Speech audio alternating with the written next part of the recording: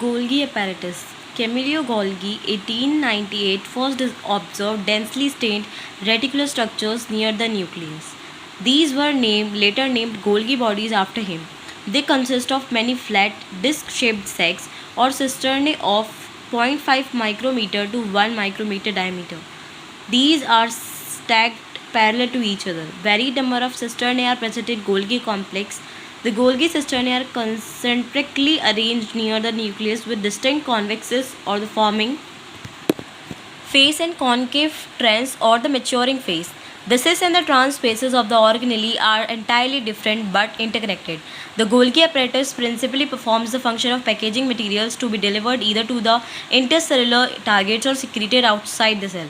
Materials to be packaged in the form of vesicles from the ER fuse with the cis phase of the Golgi apparatus and move towards the maturing phase. This explains why the Golgi apparatus remains in the close association with the endoplasmic reticulum. A number of proteins synthesized by the ribosomes on the endoplasmic reticulum are modified in the cisternae of the Golgi apparatus before they release from its trans phase. The Golgi apparatus is the important site of formation of glycoproteins and glycolipids. Lysosomes. These are membrane-bound vesicular structures formed by the process of packaging in the Golgi apparatus. The isolated lysosomal vesicles have been found to be very rich in almost all types of hydrolytic enzymes, hydrolases, lipases, proteases, carbohydrates, optimally active at the acidic pH. These enzymes are capable of digesting carbohydrates, protein, lipids, and nucleic acid. Vacuole. The vacuole is a membrane-bound space found in the cytoplasm. It contains water, sap, excretory product, and other materials not useful for the cell. The vacuole is bound by a single membrane called tonoplast. In plant cells, the vacuoles can occupy up to 90% of the volume of the cell. In plants, the tonoplast facilitates the transport of a number of ions and other materials against concentration gradients into the vacuole. Hence, their concentration is significantly higher in the vacuole than in cytoplasm. In amoeba, the contractile vacuole is important for osmoregulation and excretion. In many animals, as in protists, food vacuoles are performed by engulfing the food materials. Mitochondria. Mitochondria, unless specifically stained, are not easily visible under a microscope. The number of mitochondria per cell is variable depending on the physiological activity of the cells. In terms of shape and size, also considerable degree of variability is observed. Typically, it is sausage-shaped or cylindrical, having a diameter of 0.2 to 1 micrometer, average 0.5 micrometer, and length 1 to 4.1 micrometer. Each mitochondrion is a double membrane-bound structure with the outer membrane and the inner membrane dividing its lumen distinctly into two aqueous compartments, that is the outer compartment and the inner compartment. The inner compartment is filled with a dense homogeneous substance called the matrix. The outer membrane forms the continuous limiting boundary of the organelle. The inner membrane forms a number of enfoldings called cristae towards the matrix. The cristae increases the surface area. The two membranes have their own specific enzymes associated with the mitochondrial function. Mitochondria are the sites of aerobic respiration. They produce cellular energy in the form of ATP, hence they are called powerhouses of the cell.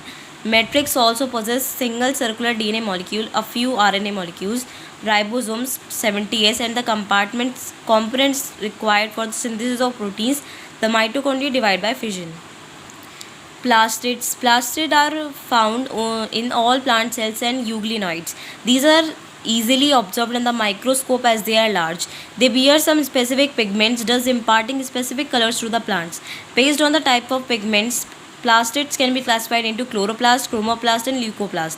The chloroplast contain chlorophyll and carotenoid pigments which are responsible for trapping light energy, essential for photosynthesis.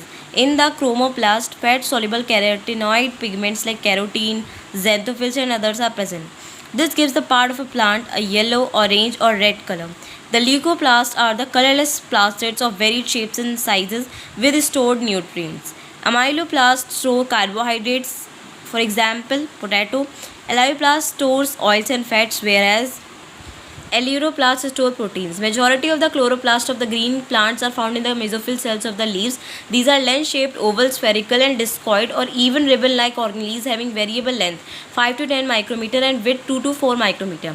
Their number varies from 1 per cell of the Chlamydomonas, a green algae, to 20 to 40 per cell in the mesophylls.